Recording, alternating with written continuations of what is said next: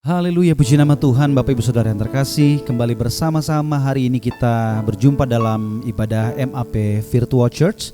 Dan saya percaya dimanapun saudara berada hari ini, kebaikan Tuhan akan selalu ada dalam kehidupan kita. Dan sebelum kita memulai ibadah ini, hari ini, sama-sama teduhkan hati kita, tundukkan kepala kita satu dalam doa. Kami bersyukur Tuhan buat hari ini di mana kami percaya kebaikan-Mu akan selalu ada di setiap langkah hidup kami. Terbukti sampai hari ini apa yang kami terima, apa yang kami kecap, semua adalah berasal daripada Engkau Tuhan. Dan siapapun yang bersama-sama Tuhan menyaksikan Tuhan acara ibadah di hari ini Tuhan, kami percaya Engkau akan menjumpai secara pribadi Tuhan. Sehingga hari ini siapapun yang berjumpa secara pribadi dengan Tuhan Yesus, maka mujizat Tuhan pasti terjadi. Dan Tuhan akan mendatangkan kebaikan bagi setiap kami yang mengasihi-Mu Tuhan. Di dalam nama Bapa, Putra dan Roh Kudus, di dalam nama Tuhan Yesus Kristus yang diberkati, yang disayang sama Tuhan, sama-sama kita katakan amin. Haleluya, puji nama Tuhan. Sama-sama kita bangkit berdiri. Kita mau bersuka cita menyatakan kebaikan Tuhan. Haleluya.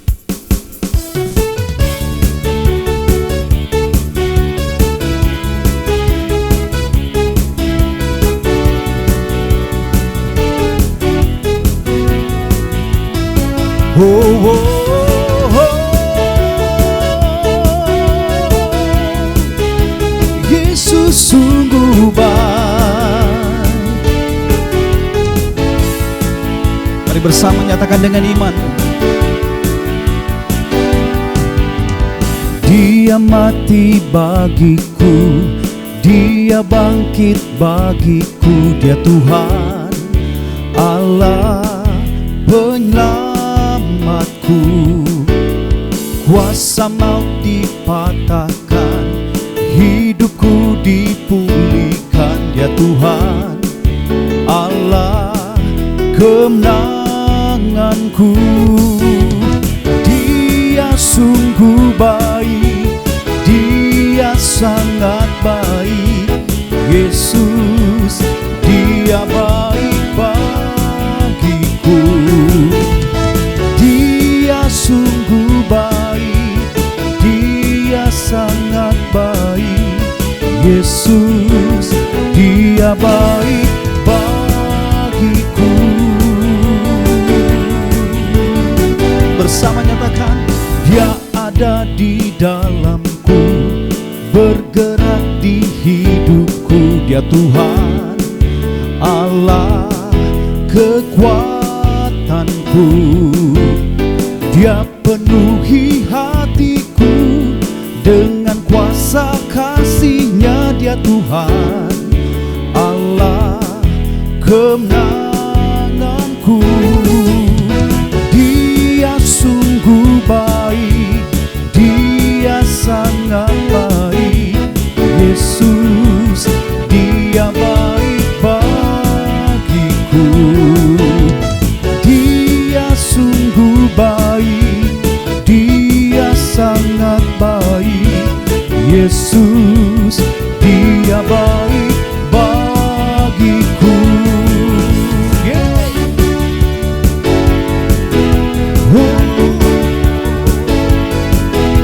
Yesus baik.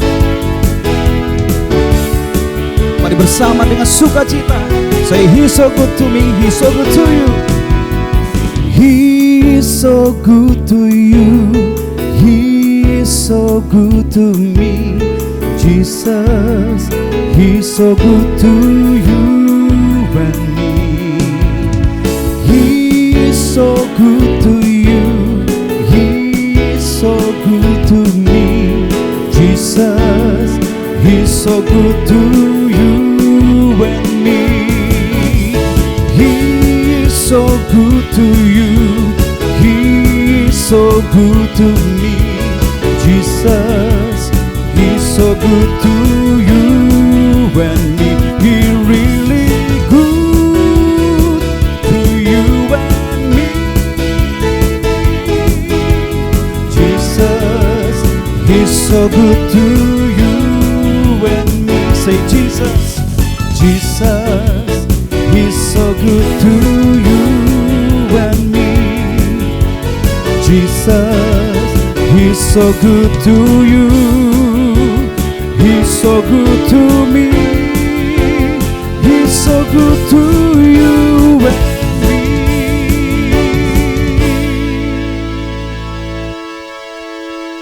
Sambil angkat kedua tangan kita, buka hatimu, ingat kebaikan Tuhan hari ini. Katakan, Dia sungguh baik, Dia sangat baik. Yesus, Dia baik bagiku. Dia sungguh baik, Dia sangat baik. Yesus, Dia baik bagiku. Yesus, Dia baik bagiku. Yesus, Dia baik bagiku.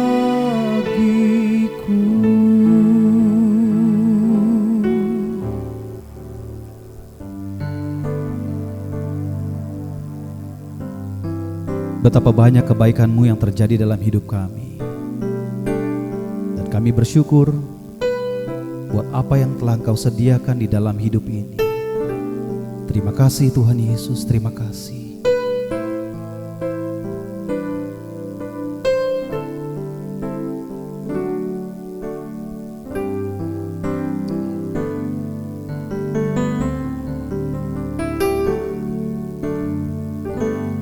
Banyak yang Kau perbuat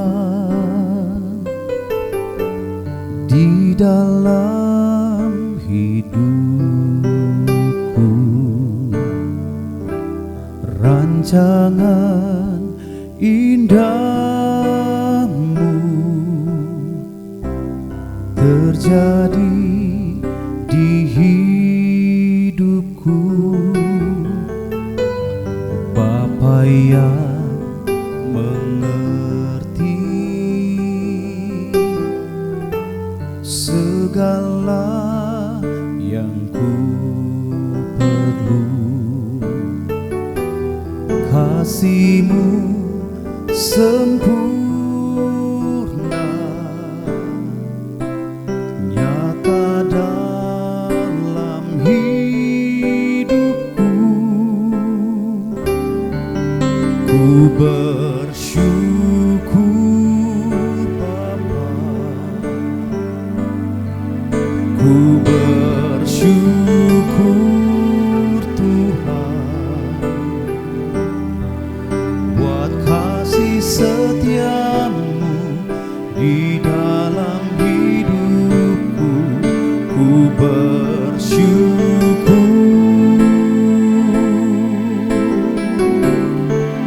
ku bersyukur Bapa,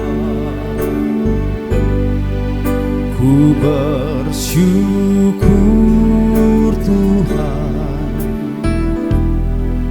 buat kasih setia-Mu di dalam hidupku. Ku bersyukur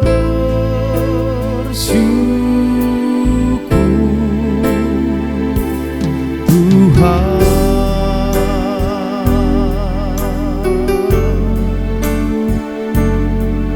Terima kasih Bapa. Banyak yang Kau perbuat di dalam hidupku. Rancangan indahmu terjadi di hidupku. Bapa yang mengerti, dengan imanmu nyatakan segala yang ku perlu. kasih-Mu sempurna, nyata dalam hidupku. Ku bersyukur Bapa, ku bersyukur Tuhan, buat kasih setia-Mu di dalam hidupku. Ku bersyukur,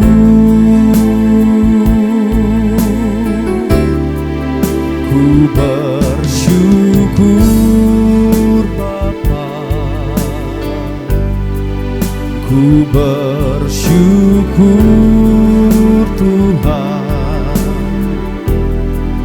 buat kasih setia-Mu di dalam hidupku. Ku bersyukur, katakan ku bersyukur. Ku bersyukur Bapa, kami bersyukur Tuhan. Ku bersyukur Tuhan, buat kasih setia-Mu di dalam hidupku. Ku bersyukur,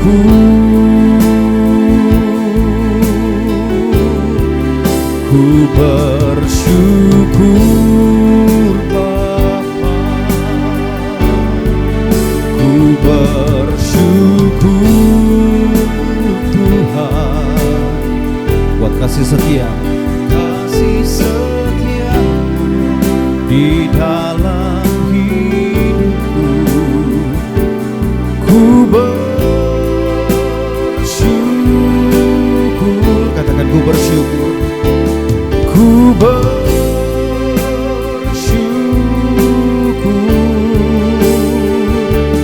Tuhan. Oh,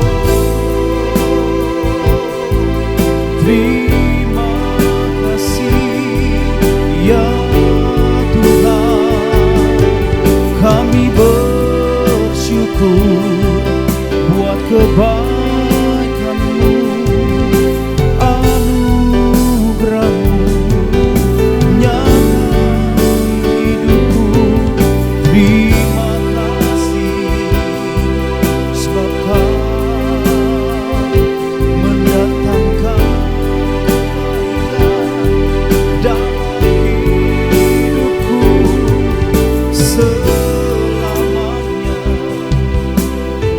Kau selalu ada di hidupku.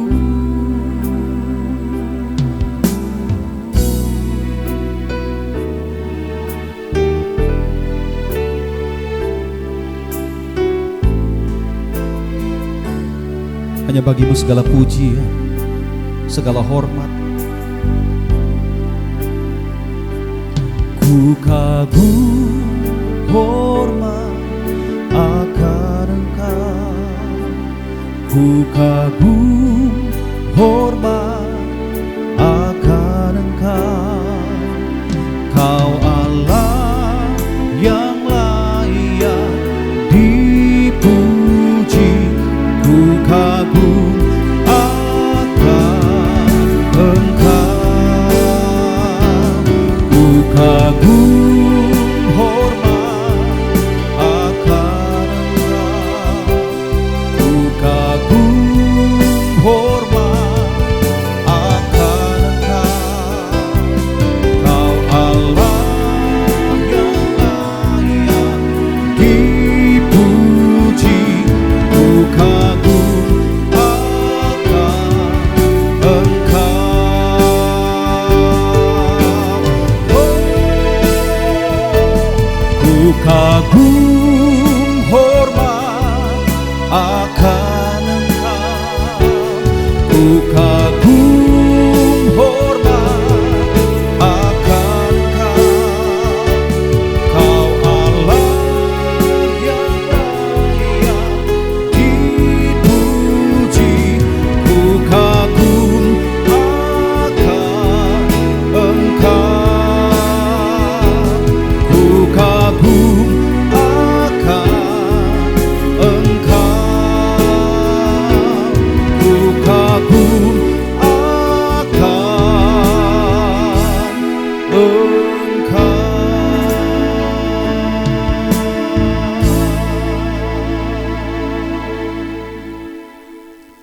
Kami siapkan hati kami untuk dengar firman-Mu, firman-Mu yang mengajar, menyatakan kesalahan, memperbaiki kelakuan, mendidik setiap kami dalam kebenaran.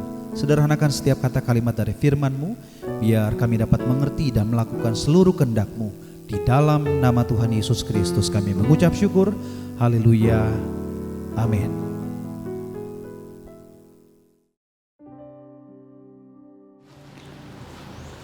Haleluya, puji Tuhan, kekasih Kristus. Kita ketemu lagi di MAP Virtual Church. Saudaraku, kita sudah memuji dan menyembah Tuhan. Dan saudara yang sudah ikut bersama memuji menyembah Tuhan, kiranya Tuhan memberkati dan semua pujian penyembahan kita berkenan bagi Tuhan Yesus Kristus. Saya juga mau menginformasikan bahwa kita sudah membuka untuk pelayanan konseling atau doa. Saudara boleh menghubungi nomor yang ada di layar MAP Virtual Church ini untuk bisa didoakan atau dilayani oleh hamba-hamba Tuhan yang ada di nomor tersebut. Ya, saudara bisa WA dulu boleh atau telepon langsung juga silakan. Ya, saudaraku yang dikasihi Tuhan, hari ini kita belajar mengenai kasih, ya. Karena kita tahu semua apapun yang ada kita lakukan, kalau kita baca firman Tuhan ini tidak ada artinya kalau tanpa kasih. Nah, maka tema kita hari ini, tanpa kasih segalanya tidak berguna. Tanpa kasih segalanya tidak berguna. Kita baca ayat firman Tuhan di 1 Korintus 13 ayat 1 sampai 3. Sekalipun aku dapat berkata-kata dengan semua bahasa manusia dan bahasa malaikat, tetapi jika aku tidak mempunyai kasih, aku sama dengan gong yang berkumandang dan canang yang gemerincing. Sekalipun aku mempunyai karunia untuk bernubuat dan aku mengetahui segala rahasia dan memiliki seluruh pengetahuan, dan sekalipun aku memiliki iman yang sempurna untuk memindahkan gunung, tetapi jika aku tidak mempunyai kasih, aku sama sekali tidak berguna. Dan sekalipun aku membagi-bagikan segala sesuatu yang ada padaku, bahkan menyerahkan tubuhku untuk dibakar, tetapi jika aku tidak mempunyai kasih, sedikit pun tidak ada faedahnya bagiku. Haleluya, puji Tuhan. Inilah firman Tuhan, ya, yang kita baca hari ini. Begitu dalam sekali, di mana firman Tuhan ini menyatakan bagaimana pentingnya kasih itu. Nah, saudaraku yang dikasihi Tuhan, surat Paulus kepada jemaat di Korintus ini merupakan pengajaran agar jemaat Korintus dalam melakukan karunia-karunia yang diberikan oleh Roh, melakukan dengan kasih. Ya, kita tahu bahwa kota Korintus ini adalah kota pelabuhan, ya, di mana di sana banyak penyembahan berhala dan juga percabulan gitu. Nah, Paulus mengajarkan firman di sana, memberitakan firman di sana, dan orang-orang yang sudah menerima Tuhan Yesus ini diajar oleh Paulus supaya memberitakan atau melakukan karunia-karunia yang diberikan oleh Roh itu, melakukannya dengan kasih. Kalau kita lihat pasal sebelumnya, ya, di pasal 12, Paulus memberikan bukti tentang tidak adanya kasih jemaat Korintus dalam penggunaan karunia-karunia Roh. Nah, karunia-karunia Roh itu apa aja sih yang diberikan gitu, ya. Nah, kalau kita lihat di pasal 12 itu, karunia Roh itu memberikan berkata-kata dengan hikmat. Karunia Roh juga memberikan pengetahuan, memberikan iman, memberikan karunia untuk menyembuhkan, memberikan karunia untuk mengadakan mujizat, memberikan karunia untuk bernubuat. Nah, memberikan karunia untuk membeda-bedakan bermacam roh. Dan juga memberikan karunia berkata-kata dengan bahasa roh. Dan juga memberikan karunia menafsirkan bahasa roh. Dan itu dari roh yang sama, satu roh. Nah, makanya di pasal 13 ini mendefinisikan tentang kasih yang sesungguhnya. Bagaimana kasih itu? Supaya jangan saudara sebagai pelayan Tuhan, hamba Tuhan, mempunyai karunia tetapi sama dengan jemaat di Korintus tadi melakukannya bukan dengan kasih. Dan kita lihat, kalau kita lihat baca selanjutnya di pasal 14 itu menunjukkan bagaimana kasih itu berfungsi, ya.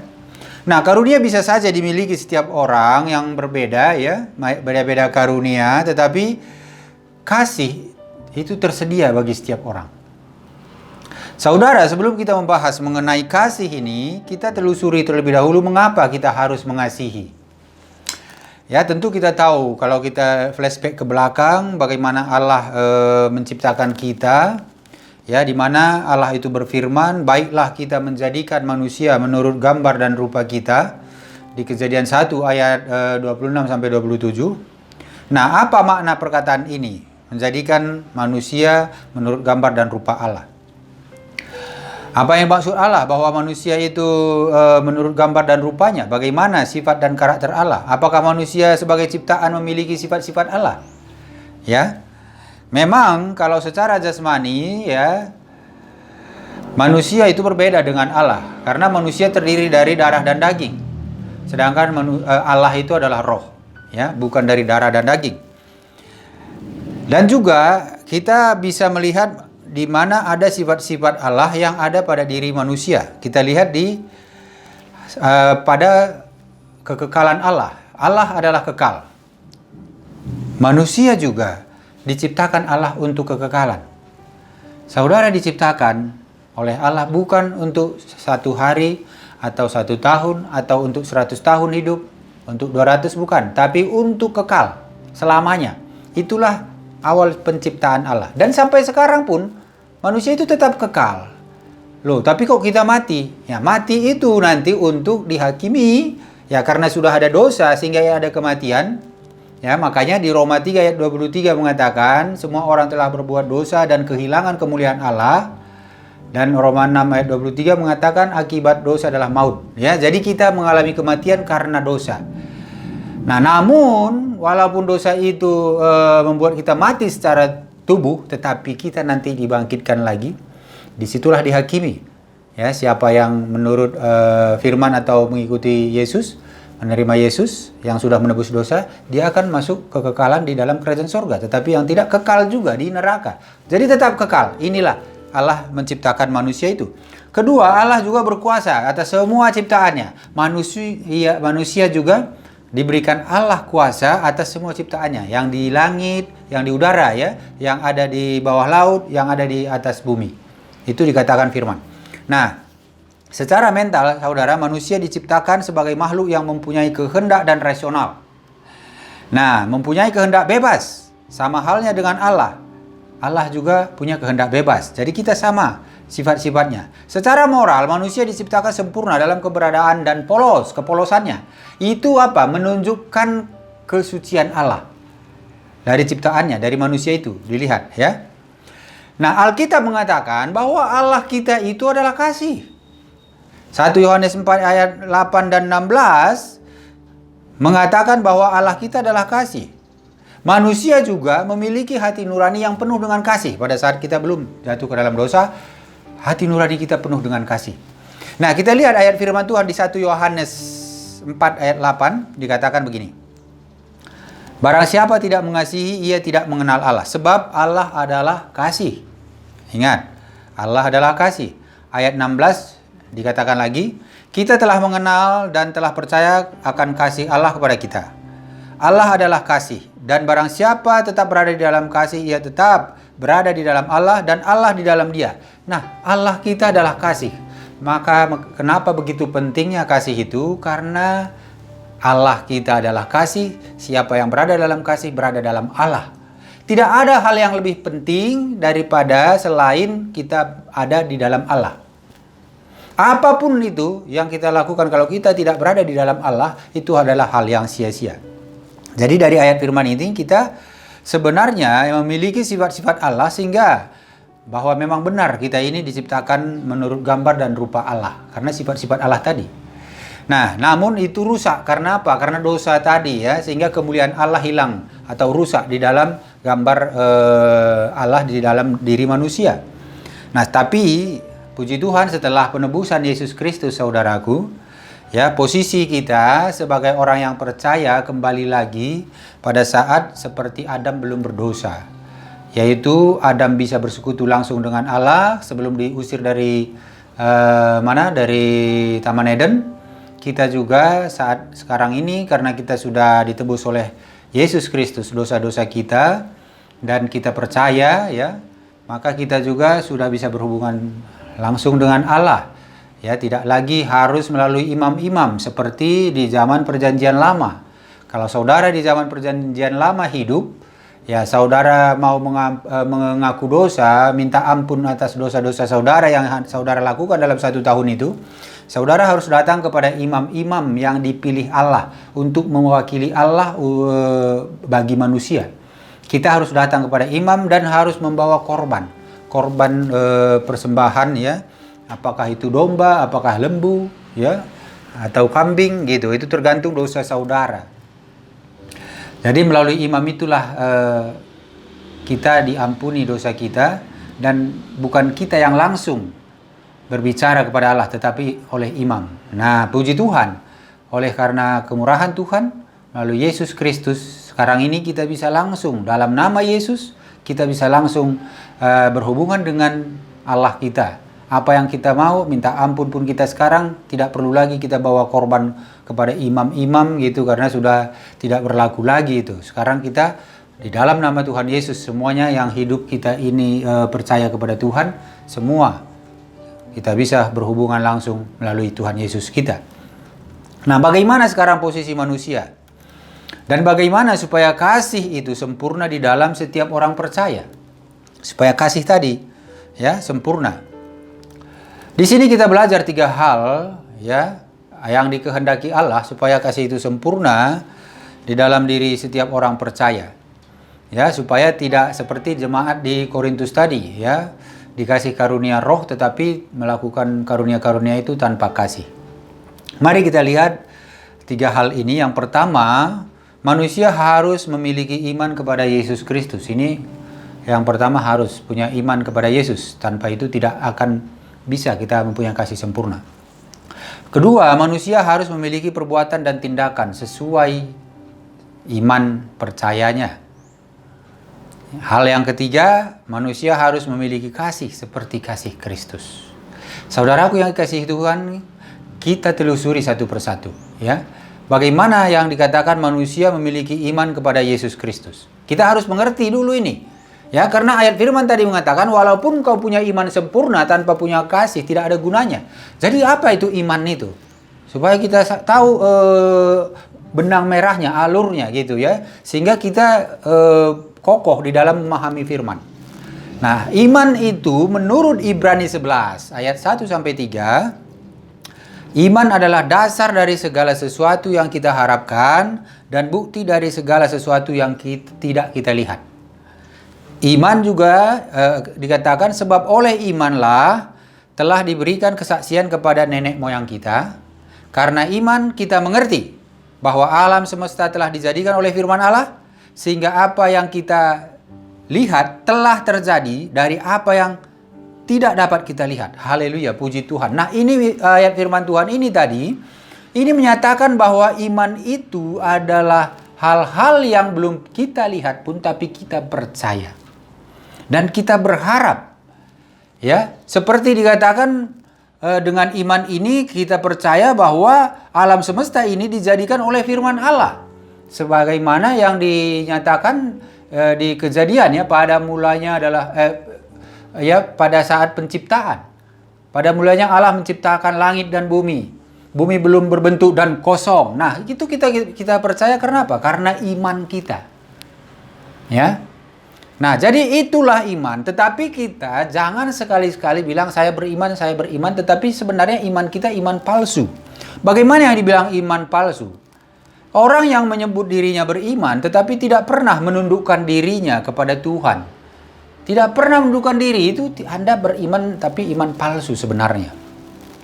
Jadi orang beriman itu adalah orang yang ingin mengambil bagian dalam pekerjaan Tuhan. Dia tahu bahwa segala sesuatu dari Tuhan dan dia mengambil bagian di dalam setiap pekerjaan itu untuk Tuhan. Nah, orang yang beriman juga orang yang siap bayar harga mengikut Tuhan. Ibrani 11 ayat 13. Ya, kita bayar harga, artinya kita itu kalau beriman berarti apa yang sudah kita imani kepada Tuhan Yesus Kristus, kita juga melakukan hal yang sama. Bayar harga itu bukan berarti kita kalau sudah ditebus dosa kita ini jadinya hidup sembarangan, ya, bukan begitu. Nah, orang yang beriman juga adalah orang yang mencari upah dari Allah sendiri, ya. Orang-orang hamba-hamba Tuhan juga yang melayani jangan mencari upah dari dunia ini. Tetapi kalau saudara bilang orang beriman, berarti saudara beriman Allah lah yang menyediakan upah. Baik itu melalui, mungkin bisa saja melalui pelayanan, tapi tidak pun melalui pelayanan itu, ya Allah yang upah yang dari Allah yang kita harapkan. Dan upah yang terbaik dan terindah itu dah upah di dalam kekekalan, bukan di dunia ini, upah di dalam kerajaan sorga, ya, mahkota dalam kerajaan sorga. Orang beriman juga adalah orang yang membuang beban dosa demi memikul beban dari Tuhan. Jadi kita kalau sudah beriman itu berarti dosa-dosa kita itu jangan lagi kita ulang-ulangi, jangan lagi kita terpengaruh dengan masa lama kita, masa lalu kita. Ya, kita melepaskan semua itu, ya.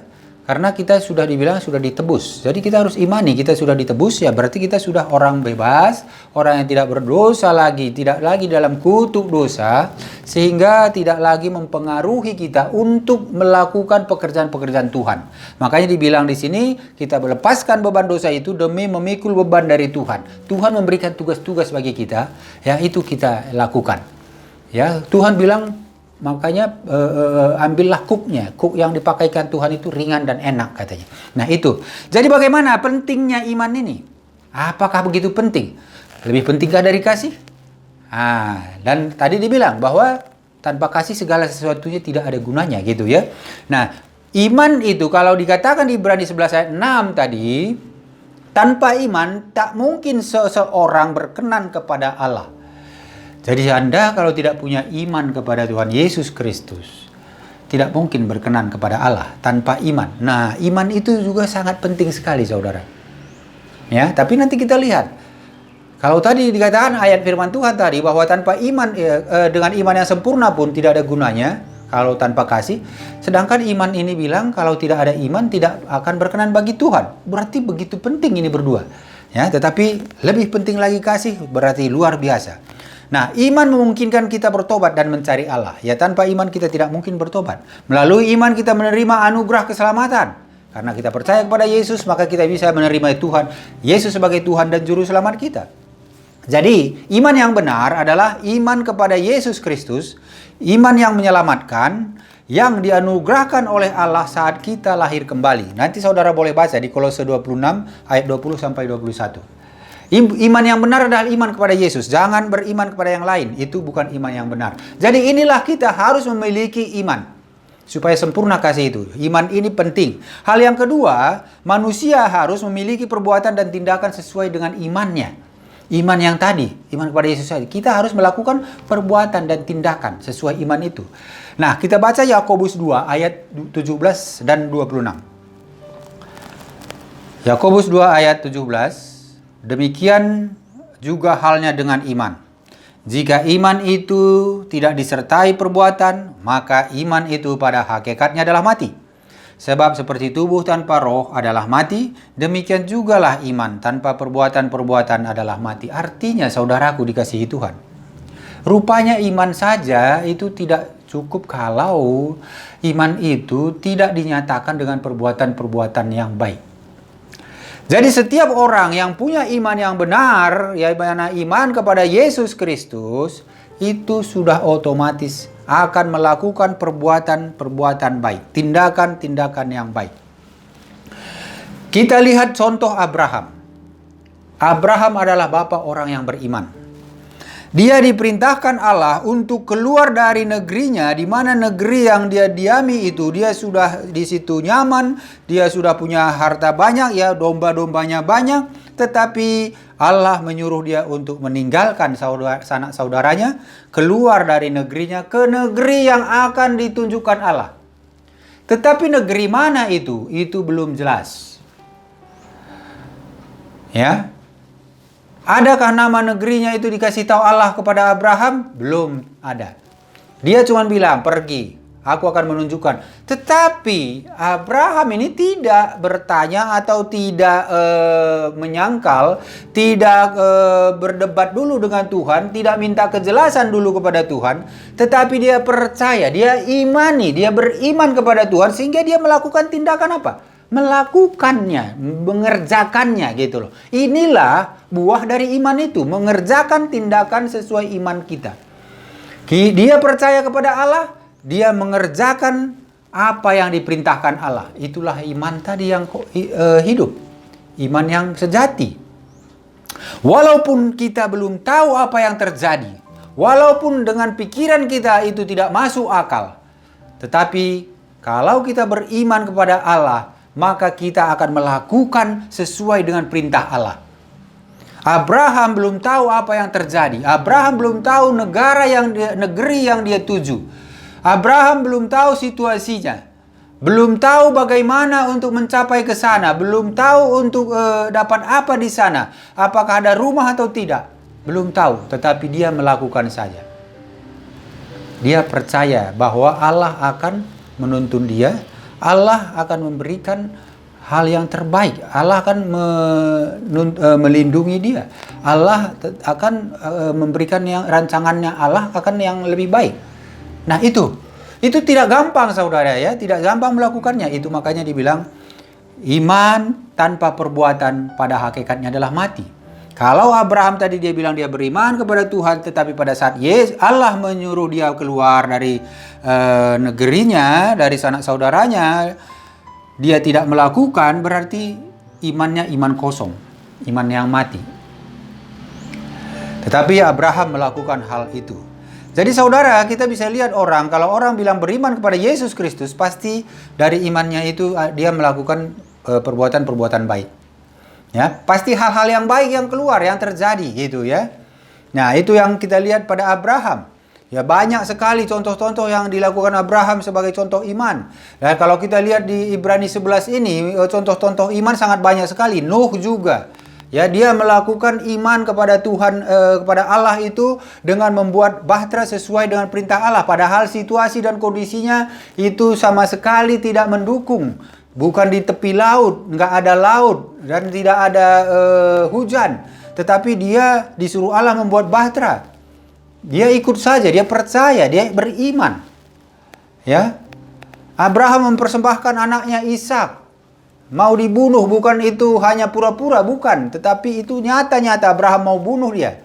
Karena Abraham beriman. Dia percaya walaupun nanti anaknya mati, Allah kalau sudah berjanji memberkati dia melalui keturunannya, pasti dia mampu untuk menghidupkan kembali.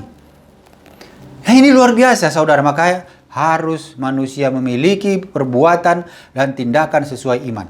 Hal yang ketiga, manusia harus memiliki kasih seperti kasih Kristus. Wah, ini kita masuk ke dalam kasih yang sesuai dengan tema kita tadi ya. Ayat bacaan kita 1 Korintus 13 ayat 1-3. Tapi kasih itu seperti apa? Apa kata Kamus Bahasa Indonesia mengenai kasih? Katanya kasih itu perasaan sayang. Nah, perasaan sayang, perasaan cinta, perasaan suka. Yang dari hati nurani. Nah, kalau dikatakan Alkitab di 1 Korintus 13 ayat 4-7, kasih itu sabar, kasih itu murah hati, ia tidak cemburu, ia tidak memegahkan diri dan tidak sombong. Ia tidak melakukan yang tidak sopan dan tidak mencari keuntungan diri sendiri. Ia tidak pemarah dan tidak menyimpan kesalahan orang lain. Ia tidak bersukacita karena ketidakadilan tetapi karena kebenaran. Ia menutupi segala sesuatu, percaya segala sesuatu, mengharapkan segala sesuatu, sabar menanggung segala sesuatu. Itulah kasih menurut firman Tuhan ini. Ya, jadi di dalam kasih ini sebenarnya udah terangkum di apa yang kita imani tadi. Iman tadi udah ada di dalamnya. Di mana di sini dikatakan kasih itu percaya segala sesuatu. Iman juga apa tadi dikatakan? Bahwa percaya dan berharap. Nah, itulah iman tadi.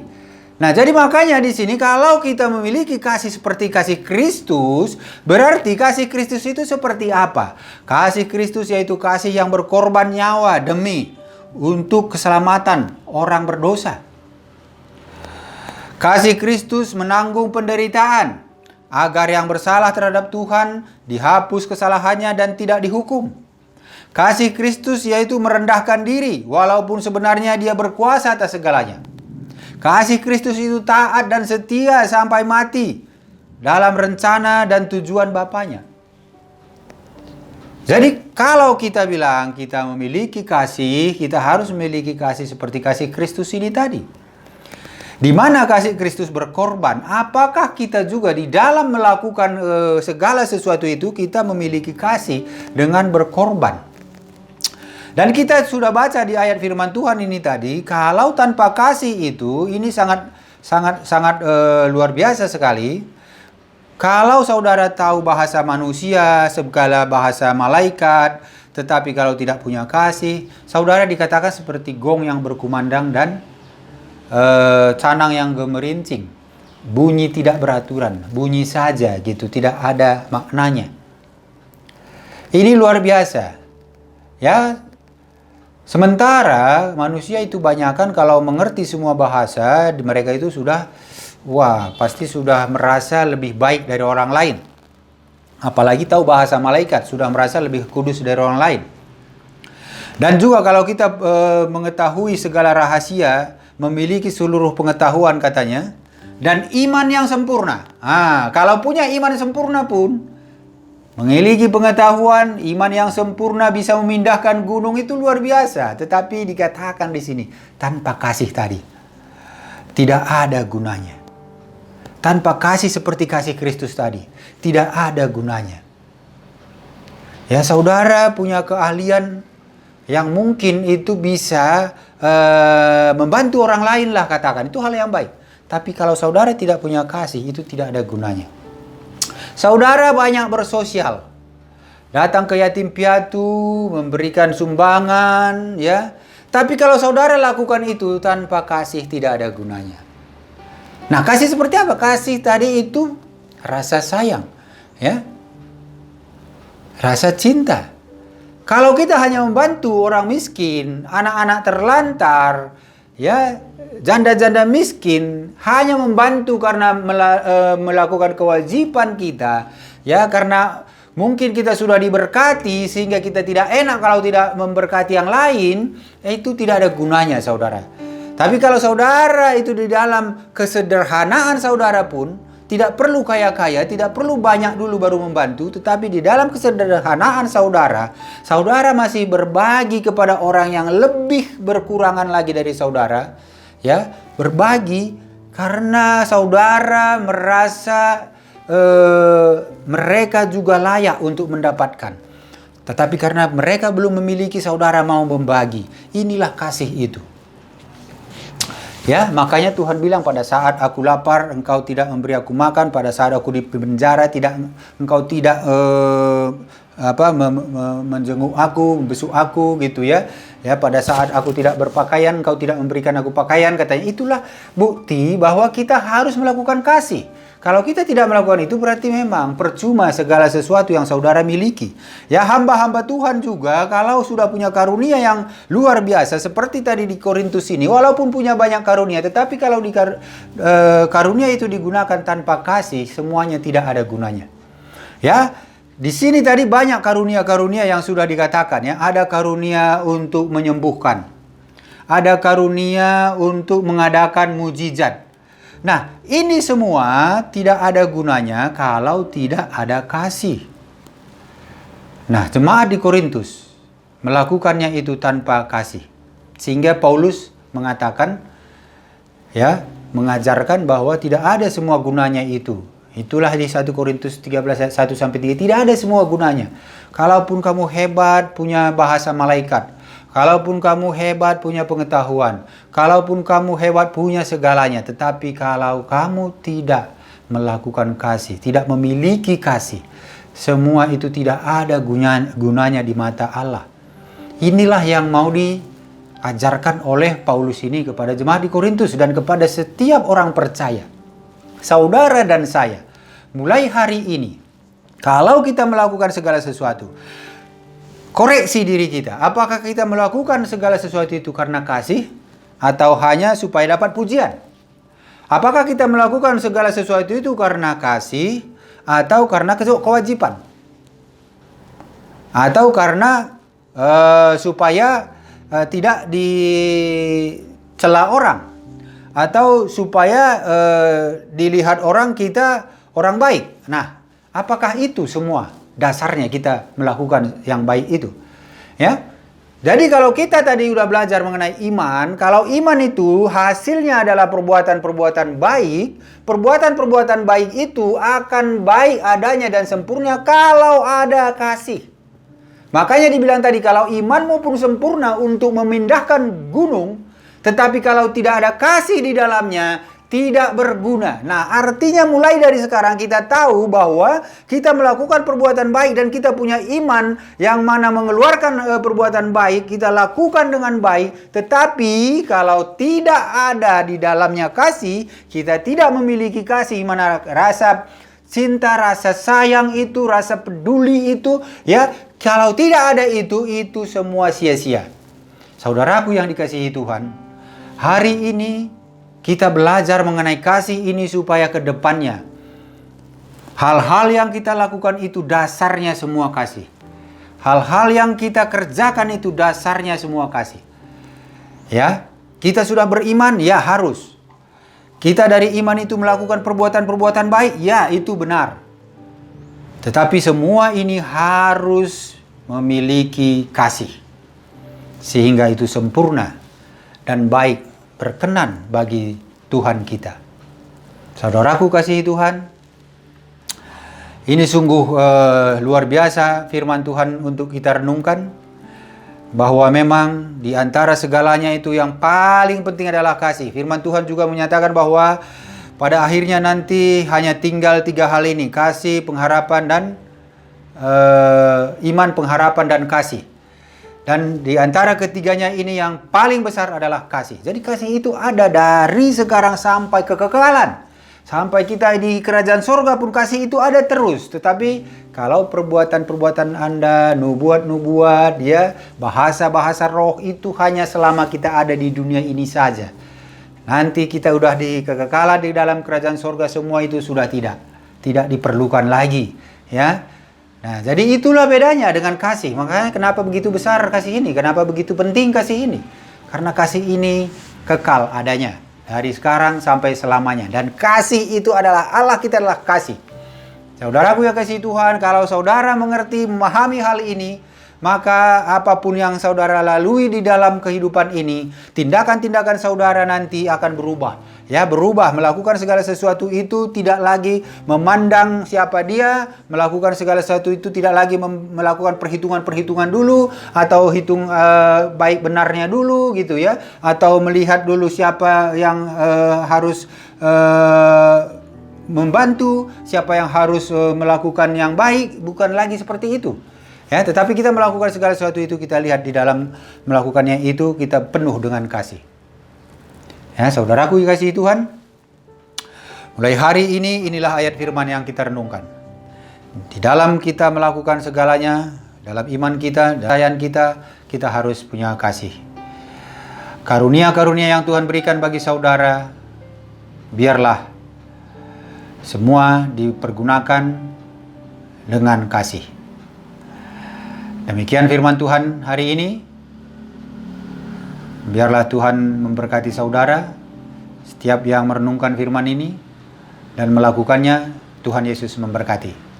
Haleluya, amin. Mari kita berdoa. Terpujilah namamu Tuhan Yesus. Terima kasih Bapa untuk segala kebaikan kemurahan-Mu. Terima kasih untuk firman-Mu yang sudah kami dengarkan. Melalui firman ini kami ditegur supaya di dalam kehidupan kami memiliki kasih seperti kasih Kristus, sehingga segala sesuatu yang kami lakukan itu tidak sia-sia. Dan kami memiliki iman kami pun tidak sia-sia Tuhan. Terima kasih Bapa, hamba sudah selesai menyampaikan firman-Mu, tapi hamba percaya Roh Kudus tetap bekerja bagi setiap anak-anak Tuhan yang mendengarkan firman ini. Diberkatilah dan biarlah kuasa Tuhan melingkupi, dan setiap orang percaya pun dirubahkan oleh firman ini. Terima kasih Bapa, sebelum kami mengakhiri, kami mau menerima berkat dari Tuhan. Kekasih Kristus, arahkan hatimu, terimalah berkat dari Allah Bapa, cinta kasih di dalam Yesus Kristus, kekuatan penghiburan oleh Roh Kudus, memberkati saudara dan saya mulai hari ini sampai Tuhan Yesus datang kedua kali menjemput kita untuk bersama-sama di dalam kerajaan surga. Yang percaya, sama-sama kita katakan, amin.